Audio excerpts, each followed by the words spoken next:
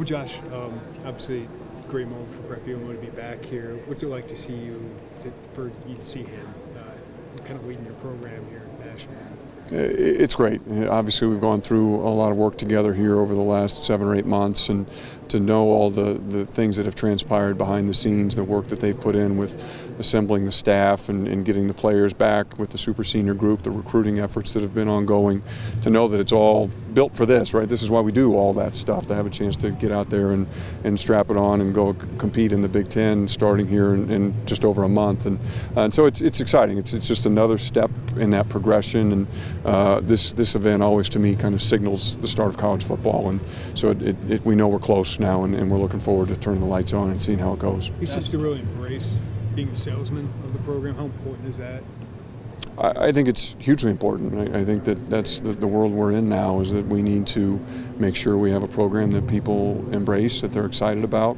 I think that the more you can provide transparency and insight into the way your program is functioning, whether that's through the coaching staff or through the players, that's critical. And obviously for the person who sits in the head coaching chair to be in a position to provide some of that perspective and some of that insider look, I think is invaluable. Certainly we're going to do our part with our social media accounts and all the different folks that we have around the program, but when your head coach is in a position to provide that, I think it just makes it that much more powerful. You mentioned everybody's going to be vaccinated by the time training camp starts. I know you were proud of the numbers of a couple months ago when we talked to you, but what does that mean for the team, that you're not kind of having to push people once camp gets going?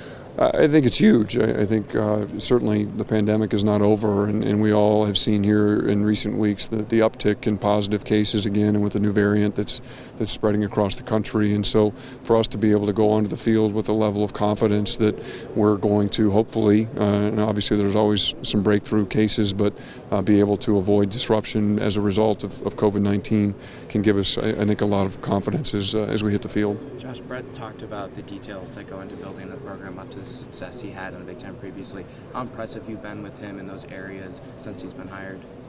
Hugely impressed. I think that we all understand in sports it really is a process. You don't just go out there and kick it off on that first game and expect to have success. And so I've been really impressed with the methodical approach he has taken. He has a plan, and he's been executing on that plan since the first day he walked into the Smith Center, and I really applaud him for that. And it's been very obvious to me, who have had the chance to visit with him almost every day, and to see how strategically he has worked through the different parts of building a program and laying the foundation for what we think will be long-term success has really been fulfilling for me to watch, and just really proud of the progress we've made. Josh, I know this could be a long picture topic, but the Alston case you said was very important.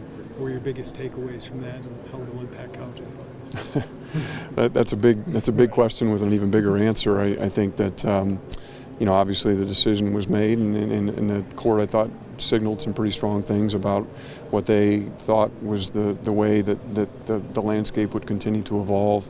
I think that we now, as the caretakers of college athletics, certainly here at the Big Ten Conference, being as prominent as we are in the overall landscape, we need to be proactive, and we need to start looking at what this model will look like going forward, and understanding that some of the things that we've long held on to as core beliefs, I think they're still there, but I think that there will be some necessary change, and we can either wait and react as those changes happen around us, or we can try and be proactive and be leaders in the college space, which I think this conference has always been. And I'm thrilled to be a part of the league, and really grateful every time I look around the room and see the other faces of the athletic directors, the conference staff.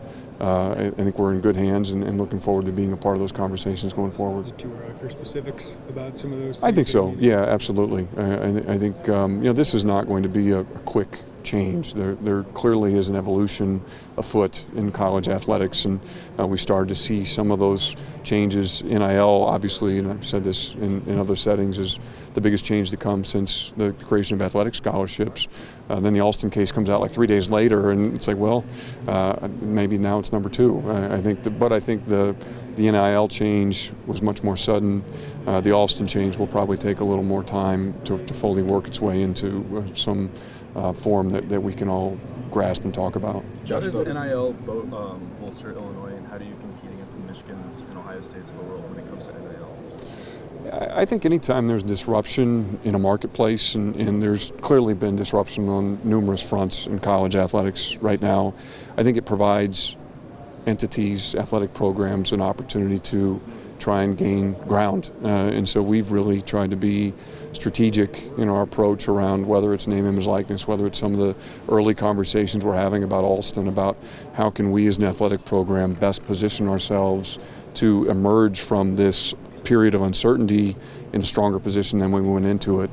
I think NIL is just a great example of that. It's a chance for us to step forward and be on the front end of that effort. I actually feel like I know it's popular for people to say, well, name, image, likeness opportunities in bigger cities, if you're in Minneapolis or Columbus, those are going to be more robust. I tend to think a little bit differently. I think that when you're in a market like Champaign, with the proximity we have to Chicago, I think that our student athletes in our community are more recognizable. They're a bigger deal.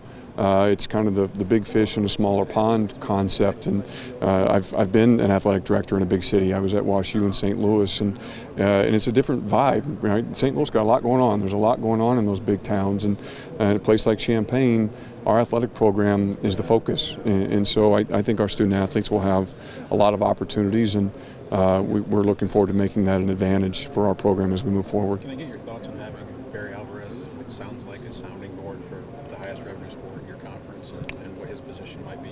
You have experience working him as an AD colleague, but this is a different position for the conference. It is, and I'm thrilled for Barry, and I'm thrilled for the Big Ten. Obviously, he's somebody who has incredible institutional history with both the Big Ten and the University of Wisconsin. I think anytime you can bring somebody in who has worn the head coaching hat, who has worn an athletic director's hat, who has seen this conference grow and evolve through all that's happened here over the last 20 plus years, it can't help but be an advantage for us. And so I'm thrilled. Really wished Barry well in his retirement, but I'm really happy to see that his retirement was relatively short-lived and that he's back with us. I think that'll be to the advantage of our entire membership. Josh, talk to us about having so many super seniors back, like the 22 and most in the country, and what that says about him to have guys who have played previously for other coaches to commit to him and want to run it back. I think it's huge, and he mentioned this during his opening remarks. I give a lot of credit to Lovie Smith for that as well. We built a strong foundation here. We have guys who care about each other, who care about this place, and that didn't start with Bret Bielema's arrival. That long preceded him.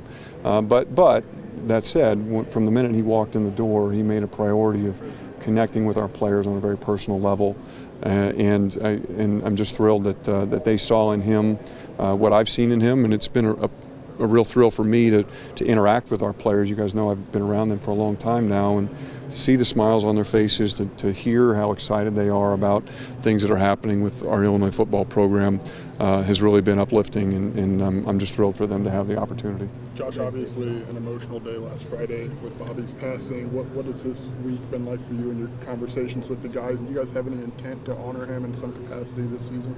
Yeah, it's a great question, and obviously our hearts were broken last Friday. It was a hard day, and one that will continue to have, I think, challenge for many of us personally.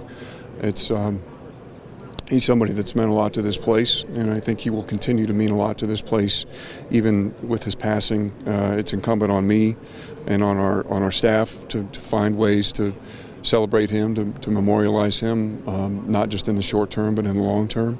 Those conversations are started, and we're starting to figure out what the right way is to honor his memory and to make sure that those people who never had the chance to be graced by Bobby's presence still know who he was and why he was so important to Illinois athletics and to Fighting Illini football. It's just an absolute tragedy. We are going to take a group of people down to attend his services over the weekend. Obviously very connected to a lot of people with the football program and with the overall athletic department, and we want to be sure that his family understands how grateful we are for the brief time that we had with Bobby, and that they know that he's somebody that we'll never forget. Josh, one quick question on recruiting the staff and building